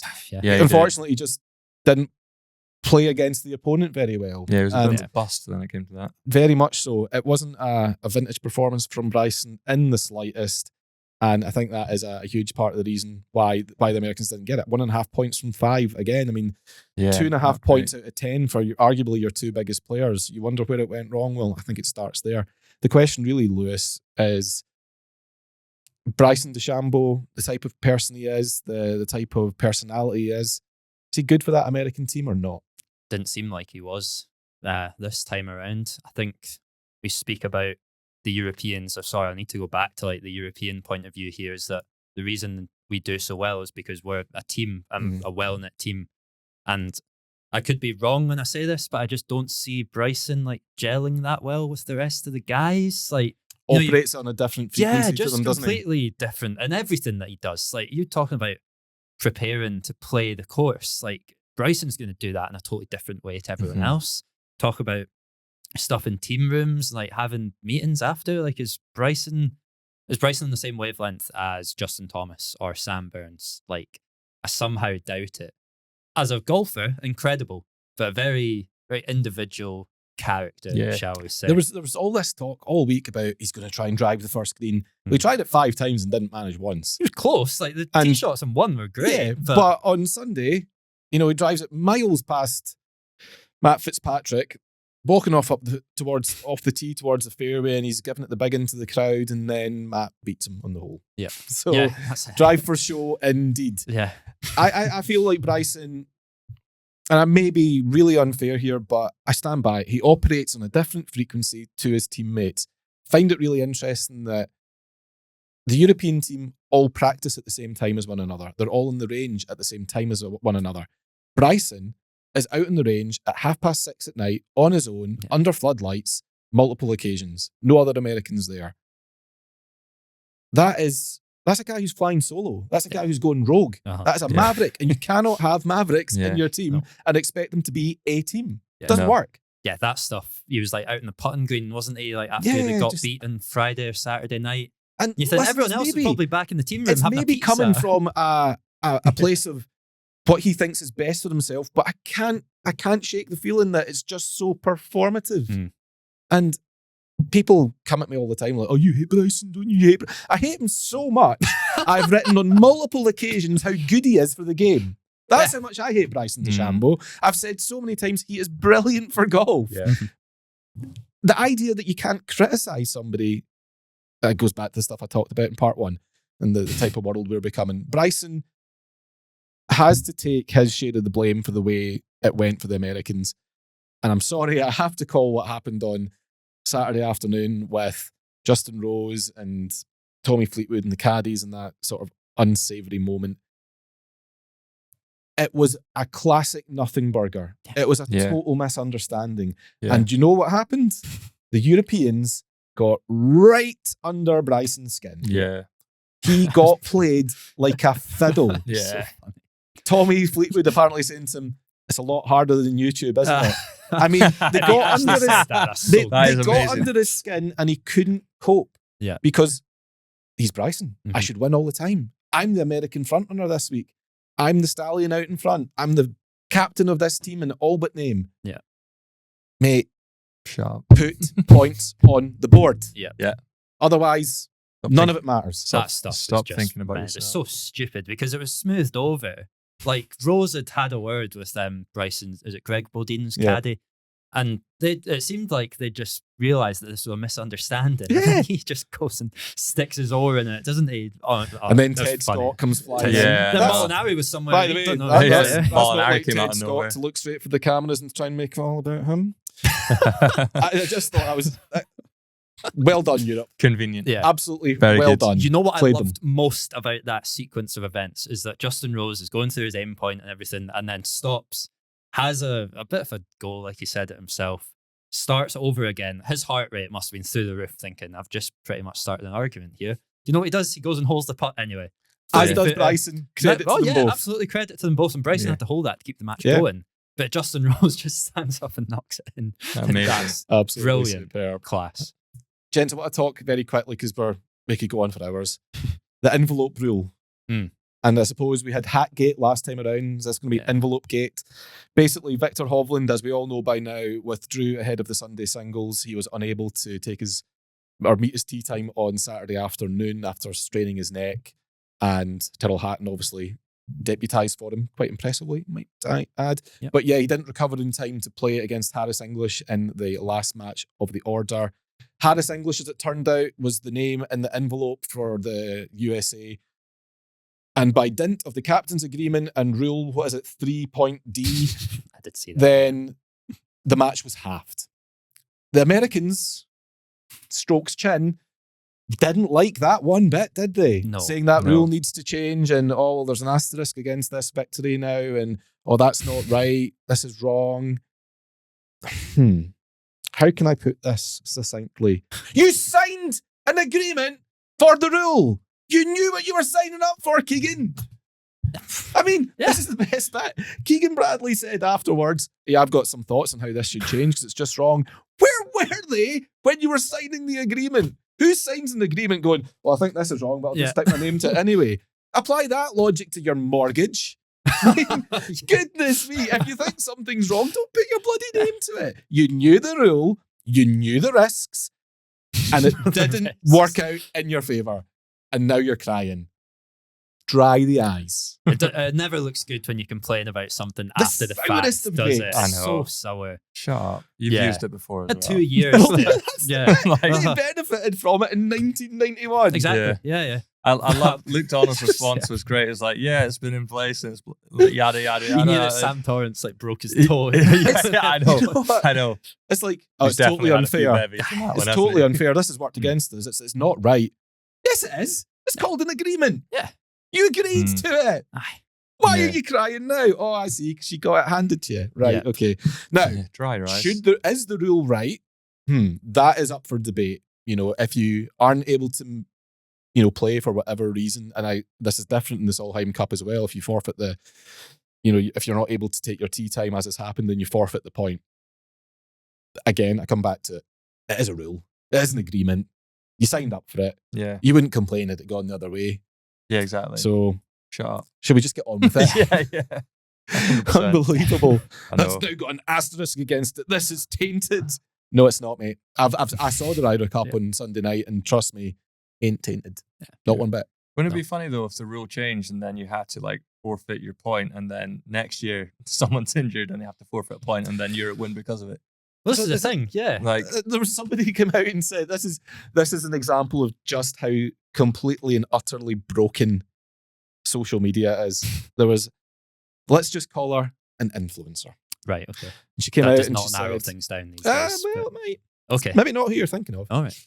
And she came out and said, that's totally wrong. I mean, presumably, they could all just withdraw and get half a point, and that would be it over. No, that's wrong. For absolute avoidance of doubt here, the envelope rule is only applicable to one group. So if somebody else had withdrawn, as I understand it, they would have forfeited the full point. Yeah. You can't just injure yourself to the trophy. Nah, not how it works. But worst part about that, thousands of likes, thousands of that's it, shares, yeah. hundreds of comments. You're right, actually, I never thought about that. There's What a reason you terrible way didn't to think of win. it. Yeah. Absolutely unbelievable. One last point in the envelope rule, if that's all right. Harris English was the name that evidently was in the envelope. And he also just so happened to be the player who was due to play Victor Hovland in match 12.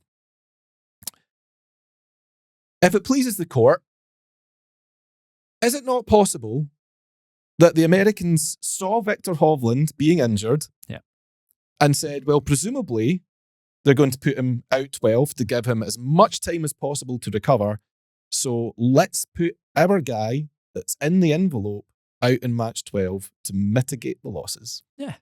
So they had clearly, and maybe I'm giving Keegan Bradley too much credit. This is a guy who thought that chopping down the rough and neutering the golf course was a good plan. But you can't help but think that, they'd planned for Victor Hovland being unfit and not able to play.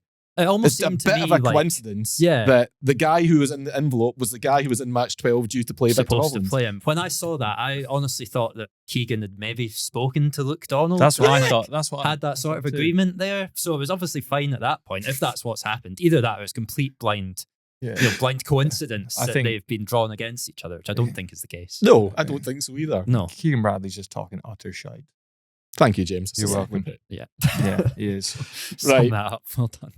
Last point on the Ryder Cup before we move forwards, and this is a question for how the Americans move on from here. I mean, where do they go? Task Force 2.0? I mean, they've tried everything, haven't they? They gave the match to a guy based on, tiers on Netflix. Or gave the captaincy to a guy based on tiers on Netflix. They brought in the president, didn't work. I mean, what do they do? Seriously, what do they do next? Where do they go? I don't know. I think we are probably going to see Tiger Woods as the next Ryder Cup captain for the USA. And I don't think that's for... Do you think he wants it? His sole contribution to the week was to retweet Sunday Red. On Sunday morning, when everyone else is talking about the Ryder Cup, Tiger is a clothes salesman. Yeah. He's effectively working in Abercrombie and Fitch at this point. Do you really think he wants the job? I don't know if he wants the job, to be honest, but I think they're going to offer it to him. And all like the JP McMahon, is it JP McMahon's Adair Manor connection seems to make sense to me that he'd do it for that reason, which is the complete wrong reason to be doing it. Do you give Keegan another go? Is that out the window? I've not seen anyone. James is shaking his head. You're laughing at me. So the answer is probably I'm not no. sure. I mean, maybe you do. Maybe if the singles session had been 6-6 and we'd won by whatever margin that would have won it by, does Keegan even get in the conversation for another go? Probably not. No, I think the question there is he given the chance to learn from his mistakes? Yeah. If Keegan went into this as being, right, I'm not going to play this Ryder Cup, I'm going to put full focus for the next 2 years on being the captain, I think he could reverse some of the mistakes that he's made. Going back, bringing up other stuff here. I need to get this off my chest, right? Here we go. Scotty Scheffler's come out in the press conference after, and I've only read the transcript, but it seems like he's gone out of his way to mention this thing that happened on Friday night, which is where Henley teed off the first, right? Okay. Yeah. And then Scheffler's gone off the second. And by all logic, that's not the thing to do. Our content creator John Turnbull's like looked into the data and said immediately, yeah, like the longest hitter should be hitting off the first. Like it makes sense. Mm-hmm. And Scheffler's just not done that. And then on Friday night, Ted Scott's turned around and said, maybe tomorrow, like we should try switching up, like who goes odds and evens.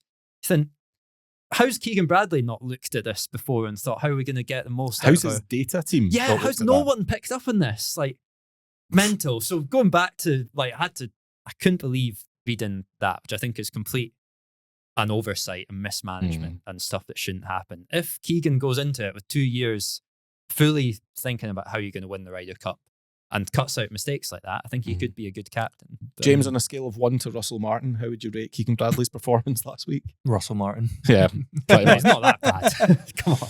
No, I think Honestly, the American problems are nothing that a little bit of open water swimming in Loch Lomond can't fix. It's quite obvious. I think it was like, I mean, the first 2 days were just tragic, weren't they? Yeah. And then Sunday was almost like it was like a completely different team. They almost seemed like re-energized in a weird way. But it was the first time I saw the Americans up for it. Yeah. As well. Agree. Yeah. But I think that's because they were wounded. They didn't want to be humiliated. yeah, and they wanted to go out with a bang. Yeah, and credit to So them, like did the I've said fans. multiple times now, credit to them, they did fight, Yeah. they did make it. They made Sunday objectively entertaining, Terrifying. Yeah. but they still lost. Yeah. Right, They let's did. go to positive merit if we can, because I want to rattle through this for a couple of reasons, because I've got something really cool after it. So positive merit, the last one we did was the French Open. Lewis, you went for Christopher Wrighton, Yes. tied 5th. Well done, Christopher. James, you went for, remind me, who was it? Kuvra. Kuvra. Yep. Yes. Tied 62nd. And I went for my fellow Scot, fellow Rangers fan, Ewan Ferguson. Where did he end up, Michael? on a What- plane on Friday night. Lewis Ferguson, he plays for Bologna. Ewan Ferguson missed the cut. I'm sorry to have done that to you, Lewis. Lewis, I'm stuck on Lewis Ferguson. Ewan, I'm sorry to have done that to you. It's just what I do in this game. Lewis Ferguson's So not as going it to have a good stands, football yeah. game either. He's going to get Remember- relegated. His fault. As it stands, first to 15, Lewis Fraser is on 10 points. James Tate is on 4, and I am still on nada. Great game, this. Alfred Dunhill links. It has just started. So, Lewis, you get to go first. Who's your guy? Nice one.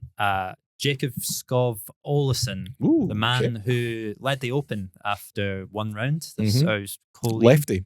Lefty, yeah, Danish. Going for that part of the world again.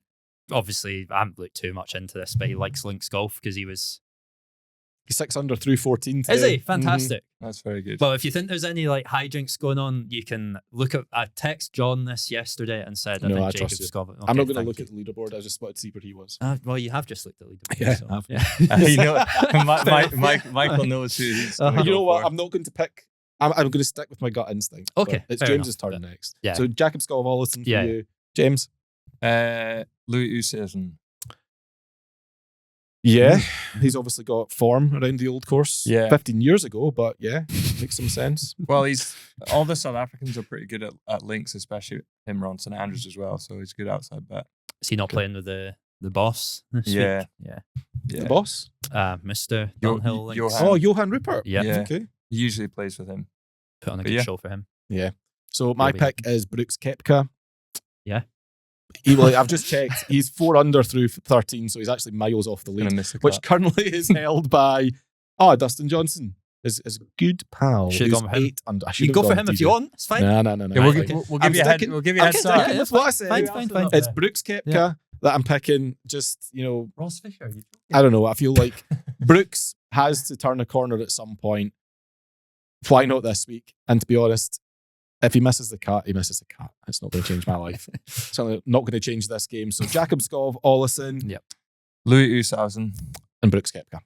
So, gentlemen, Excellent. that is Podder of Merit. We're finishing up this week, not with bare lies, but with something that really caught the imagination in the last episode. I'm looking forward to this. You may remember, if you were listening to it, that I started a new club. So basically, family members and people close to family members seem to have been on a spate of having holes in one recently. And it annoys me because I haven't.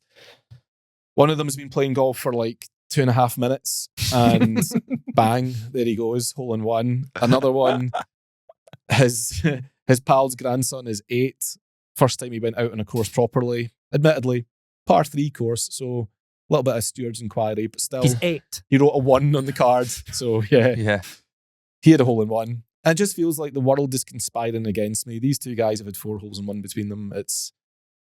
I'm not happy about it. So, and I sometimes feel quite alone. So I've started the Hole in None Club. And I said it really flippantly. Oh boy, I was not expecting the amount of you who would get in touch. We have several dozen people. I am not several dozen people who want to be in the Hole in None Club.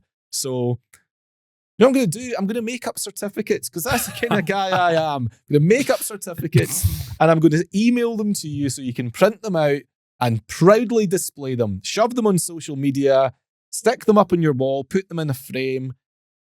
You know what? I'm sure your wedding photo of you and your wife is lovely. Take it down. Put up your Hole in None Club certificate instead. You know why? Because it means more. It means more than your wedding day. So, a couple of people have told me some good stories about why they should be in it. Go on. Paul, don't know Paul's surname, but Paul says he's been playing for 41 years at least.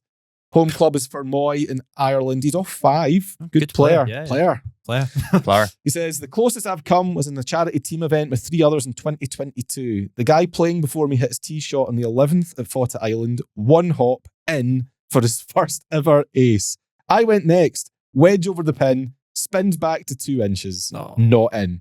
He says, enjoy the pod, keep up the good work. Did he win Cheers, closest Paul. to the pin though? Well, no, because the bloke before him had a hole in the one. guy whose ball was actually touching the pin. It's technically not close to the pin, it's in the hole. What is? Oh, Move on. James. You'll get one, Paul, don't worry. Keep trying. Don't listen to James. So, Paul, I'm with you. I feel you. Closest to the pin. Kerry Sullivan has been in touch. Hi, lads. Hi, Kerry. Hi, Kerry. Recently started listening to your podcast from Boston, Massachusetts. You'd have loved the last hour and a half. Really enjoying your content and looking forward to hearing you guys celebrate Team Europe's Ryder Cup win soon. Okay, all good. Yeah, Thought you might like this story about my dad for the Hole in None Club. My dad's turning 83 in a couple of months. Happy birthday when it comes. And has been playing golf since he was 10 years old. He's never had a hole in one. He's taught me to golf as a kid. Questionable use of golf as a verb, Kerry. But we've really bonded over the greatest game in the past few years as I returned to it, like many, during the pandemic. My dad and I still play a few times a month, and he often joins me with my friends. He usually plays any old ball that he pulls out of the bag until we reach the first par 3 of the round, when he fishes into the bag for a nice tight list. Brilliant. And delights in telling my friends or whatever strangers we're playing with that it's so he's a nice ball for the trophy case when he gets his first hole That's in one. class. That Brilliant. is brilliant. Good ball in the I've par never had a threes. hole in one either. And he does this shtick so often now that I catch myself routinely checking if the ball I'm playing is nice enough in case I too hit a hole in one. Suffice to say, it hasn't been an issue yet. His name is Tom Sullivan, and he'd be giddy to get a shout out. Tom, Go on, Tom. on behalf of James, Lewis, myself, producer Dex, and everyone at Bunkered, loving your style. Yeah. Like, keep it up. Keep using those tight lists. Better yet, you can use a Callaway Chrome Soft right up there. That might be the difference. I don't know. But keep going. And welcome to the club. Welcome to the club. Hopefully you get out of the club soon with a hole in one. It's a club that no one wants to be in. Don't say that. Wow, come on. That's not nice. That's Sorry, coming I from, didn't mean it that that's way. coming Here you from go. someone who's not in the club. Here's one for you. Go on. Hugh Stewart. Right. Hugh has played in 3 Walker Cups. Oh, wow. He's now 83 years old. He says, despite playing thousands of holes, I too have never had a hole in one. Hugh, Wow. welcome to the club. Yeah. Esteemed member. Wow. Right there. Esteemed Walker Cup member player. indeed. That is- And can I just give That's a you good resume. Can I just give Yeah. you one more Yeah. for now? Got a few that I'll save for next time.